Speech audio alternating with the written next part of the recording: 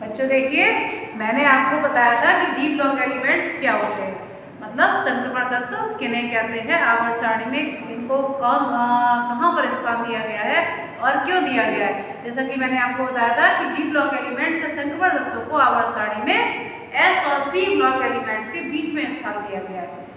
और जो D block elements है इन्हें हम संक्रमण तत्व क्यों कहते हैं, क्योंकि इनमें जो लास्ट इलेक्ट्रॉन होता है, जैसे कि आपको पता है लास्ट इलेक्ट्रॉन किसी भी ऑर्बिट के जो बाह्यतम कोश होता है इसमें प्रवेश करता है, लेकिन जो डी ब्लॉक एलिमेंट्स होते हैं उनमें बाहर से भीतरी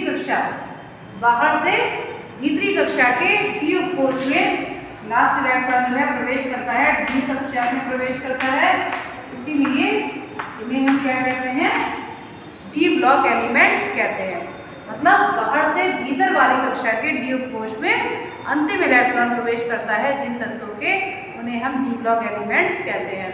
इसमें जो है 3 से लेके 12 जो समूह हैं, जो वर्ग हैं, उन तक के तत्व आते हैं। 3rd से लेके और 12 तक जो समूह हैं उनके तत्व आते हैं।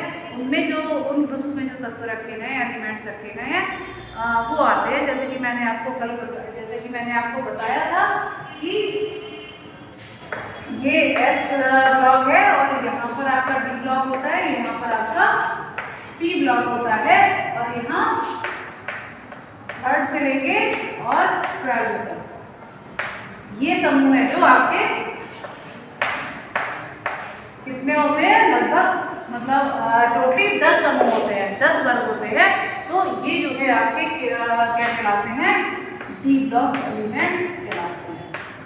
डी ब्लॉक एलिमेंट में जो लास्ट वाला आपका वर्ग होता है 12वां वर्ग, वो वास्तव में डी ब्लॉक एलिमेंट के गुण प्रदर्शित तो करता है, लेकिन ये डी ब्लॉक एलिमेंट्स के अंतर्गत नहीं आना चाहिए। क्यों नहीं आना चाहिए, क्योंकि इसमें जो डी कोश होता है, ये जो डी कोश है ये पूर्णता भरा होता है। कैसा होता है, पूर्णता भरा हुआ होता है। और जो लास्ट इलेक्ट्रॉन है वो किसमें जाता है, NS2 ये जाता है। ठीक है, जैसा कि मैंने आपको कल बताया था कि इसका इलेक्ट्रॉनिक विन्यास क्या होता है डी ब्लॉक एलिमेंट का, NS1 या NS2 या NS0, इसके बाद N-1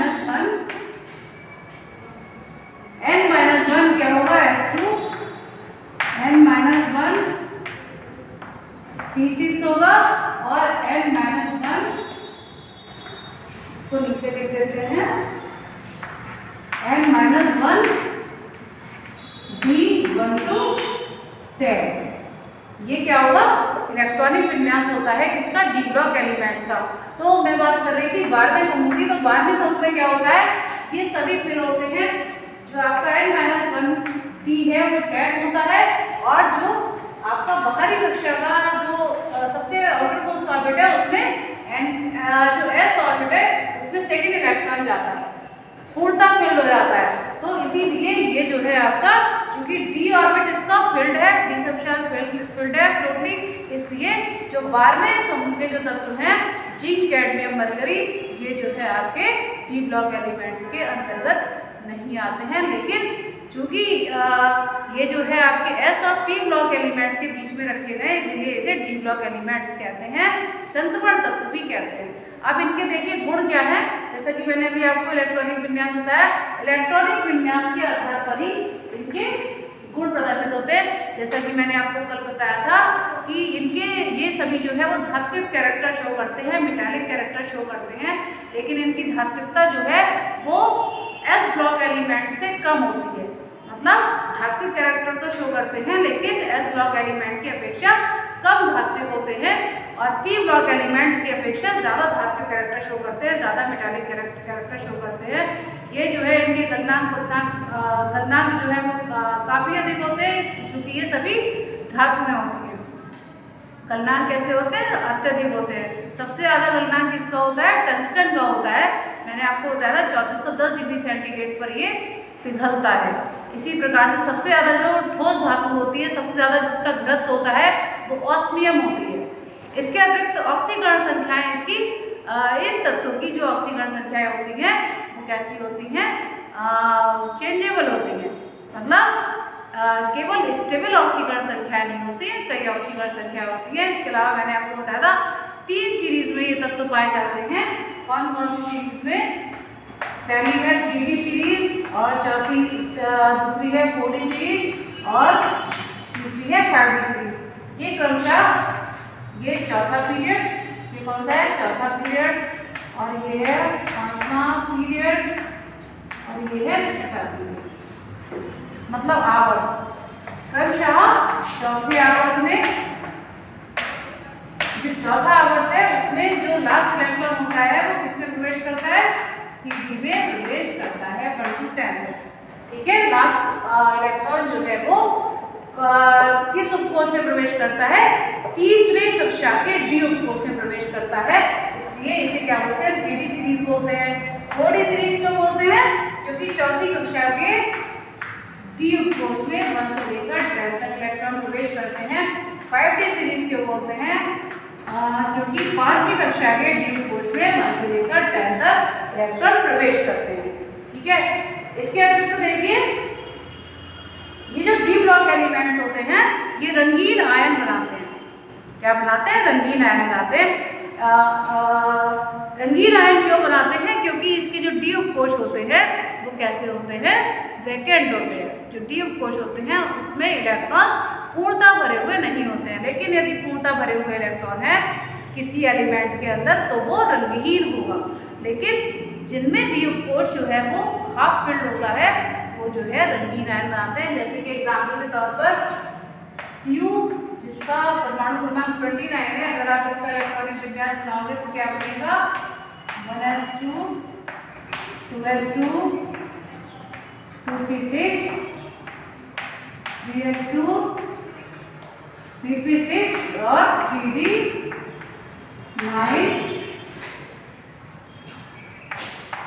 3d10 जो है वो एडजस्ट जाता है 4s1।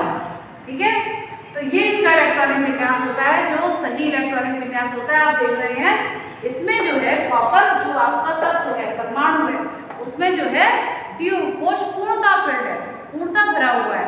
जब डी उपकोष पूर्णतः भरा हुआ है तो ये जो आपका परमाणु है ये कैसा होगा? रंगहीन होगा। कैसा होगा?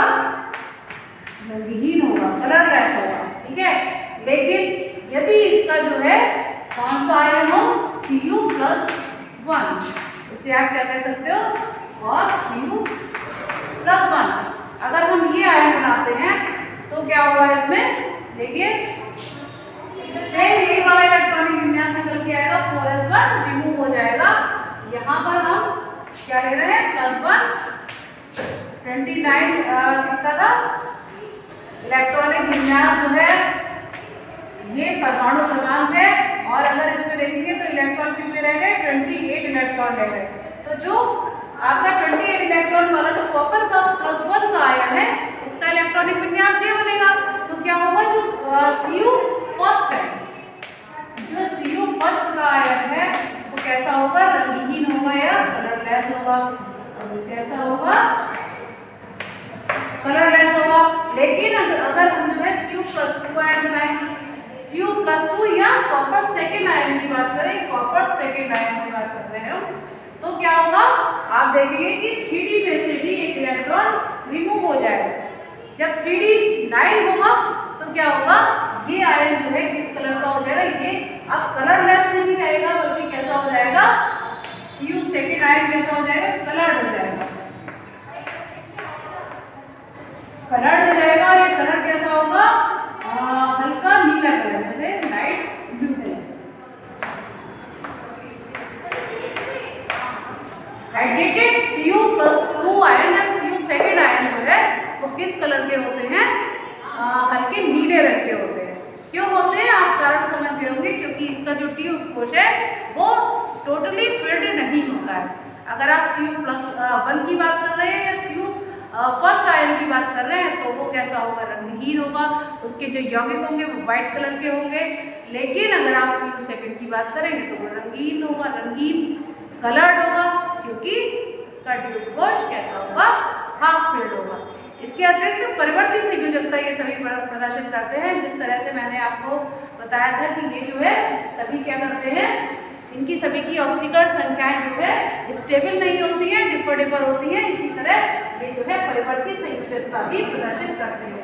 परिवर्ती संयोजकता प्रदर्शित करते हैं, इसीलिए जो है क्यों प्रदर्शित करते हैं, क्योंकि इनका जो है जो NS ऑर्बिट है, जो NS है और N-1 जो d उपकोष है, ये दोनों ही जो है बॉन्ड बनाने में सहायता करते हैं। इसीलिए मतलब जो N-1 जो बाहर से भीतर वाली कक्षा का जो d उपकोष है, उस d उपकोष और NS मतलब बाहर वाली कक्षा का जो S उपकोष है और बाहर से भीतर वाली का d उपकोष है, ये दोनों ही बॉन्ड बनाने में सहयोग करते हैं। इसीलिए ये जो होते हैं डी ब्लॉक एलिमेंट्स, ये परिवर्ती संयोजकता प्रदर्शित करते हैं, परिवर्ती ऑक्सीकरण अवस्था को प्रदर्शित करते हैं। ठीक है बच्चों, और इसी कारण ये जो है अच्छा, ये दोनों ही बंध बनाने में सहयोग क्यों करते हैं, क्योंकि जो S ऑर्बिट है आपकी बाहर वाली कक्षा का जो S उपकोष है और जो भीतर वाली कक्षा का d उपकोष है, इन दोनों की ही ऊर्जाएं जो है लगभग समान होती है। इसीलिए ये दोनों ही ऑर्बिट जो है बंध बनाने में सहयोग करते हैं और परिवर्ती संयोजकता प्रदर्शित करते हैं। जैसा कि मैंने आपको कल बताया था कि आपके जो डी ब्लॉक एलिमेंट है, कुछ गुण मैं आपको अभी और बताऊंगी, ये समझ गए होंगे आप।